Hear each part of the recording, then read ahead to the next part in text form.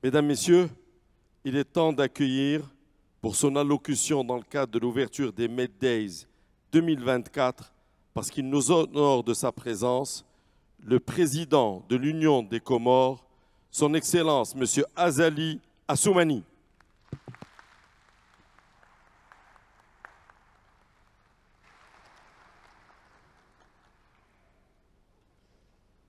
Bismillahirrahmanirrahim. Alhamdulillah Rabbil Alamin. Wassalatu wassalamu ala ashraf al-mursalin. Sayyidina wa habibina wa lana Muhammadin. Wa ala alihi wa sahbihi wa sallim. Excellences, Mesdames et Messieurs, honorables assistants, Assalamu alaikum wa rahmatullahi wa barakatuh. Je suis très heureux de prendre part à cette 16e édition du Forum MEDES.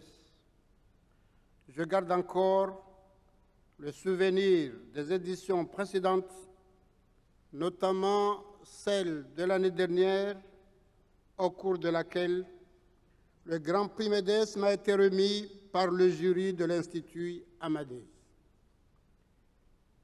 À cette occasion, permettez-moi tout d'abord d'adresser à notre cher frère, Sa Majesté le roi Mohamed VI, que Dieu l'assiste, ainsi qu'à l'ensemble des autorités marocaines, toute notre gratitude pour leur accueil chaleureux et fraternel auquel nous sommes accoutumés et pour toutes les bonnes dispositions prises pour rendre notre séjour aussi agréable que fructueux.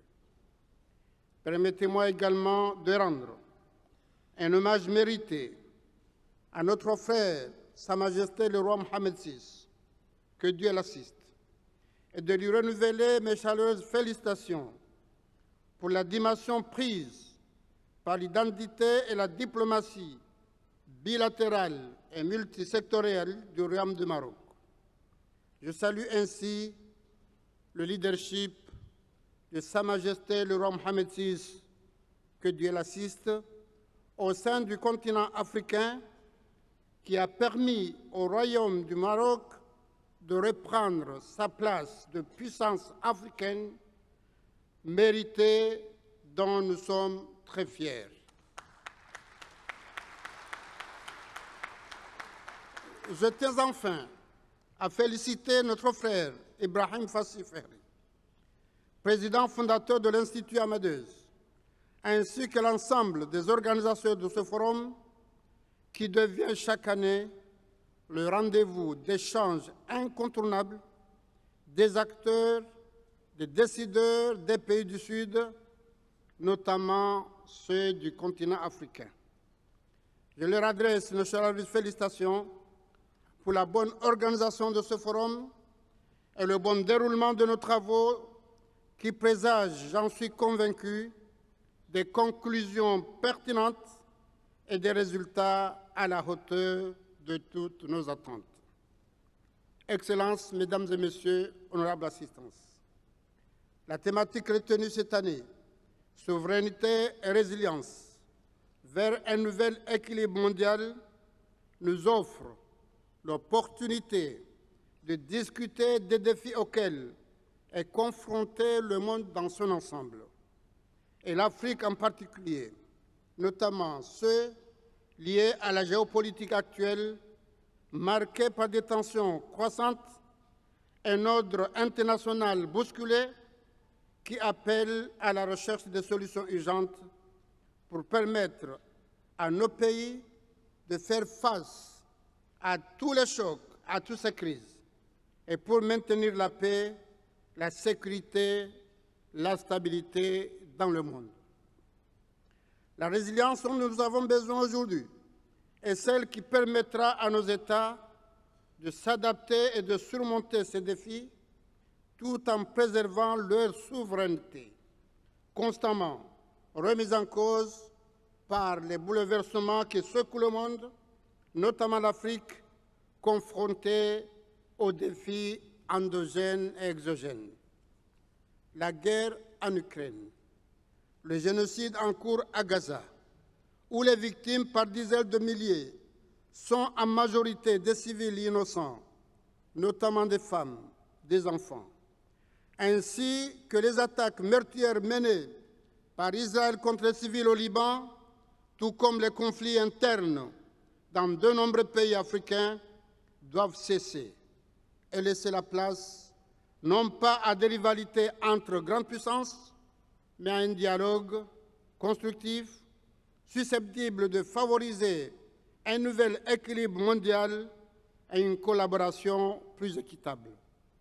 À cet égard, je salue l'accord négocié à l'initiative des pays occidentaux entre Israël et Hezbollah et j'exprime l'espoir que le cessez-le-feu entré en vigueur ce mercredi permettra d'arrêter l'escalade de la violence et les fusions de sang, empêcher l'expansion des hostilités et faire respecter la souveraineté de tous les pays.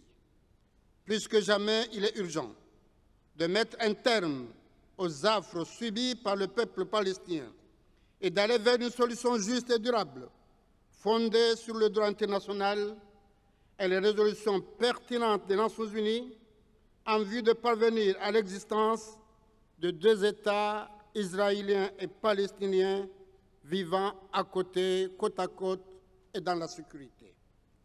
Et c'est ainsi que les nations, notamment celles du Sud global, seront à même de relever les défis de la sécurité alimentaire, de la transition énergétique, de l'innovation technologique et de la gestion des crises environnementales. Permettez-moi, sans prétention aucune, de passer ce message à ceux qui font la guerre. Leur dire que la guerre ne se gagne jamais. Et elle est toujours jugée par une personnalité morale, un juge incorruptible et sévère qui s'appelle l'histoire. Nous devons ainsi penser aux générations futures. Excellences, Mesdames et Messieurs, nous sommes ici pour adopter des stratégies communes pour nos pays et leur permettre de faire face à un paysage géopolitique changeant.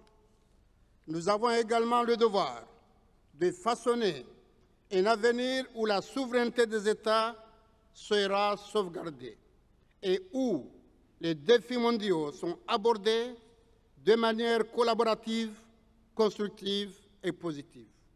J'espère que de nos échanges, de nos débats, surgiront des pistes qui permettront au pays du Forum Sud de se positionner, de réfléchir et d'agir en vue de contribuer à l'émergence d'un monde plus stable, équilibré et résilient. La souveraineté et la résilience de nos États et de nos institutions sur le continent, régulièrement mises à mal dans de nombreux pays du continent, dépendent de notre volonté politique et de notre détermination à résoudre les conflits existants et prévenir les guerres, les différends et les dangers futurs. Cela exige l'action préventive par la voie diplomatique et la médiation pour s'attaquer aux causes profondes des problèmes et ainsi empêcher les conflits et les crises de se reproduire. L'Union des Comores appelle au respect du principe de la souveraineté des États et à des actions communes allant dans le sens du renforcement de nos capacités institutionnelles. Et c'est pourquoi mon pays, l'Union des Comores, qui a toujours soutenu l'intégrité territoriale du Royaume de Maroc sur le Sahara, se réjouit ainsi de la reconnaissance par les puissances du monde et tout récemment par la France de la souveraineté marocaine sur le Sahara, réaffirmée devant le Parlement marocain par son Excellence le président français Emmanuel Macron. Nous espérons que cette issue nous permettra de trouver une solution aux différends territoriales qui opposent mon pays et la France sur l'île comorienne de Mayotte, dans l'esprit de dialogue qui s'est créé entre les parties comoriennes et françaises pour leurs intérêts et à l'exemple de la sagesse qui a prévalu dans le récent accord sur la restitution par le Royaume-Uni de la souveraineté des îles Chagos à la République de Maurice.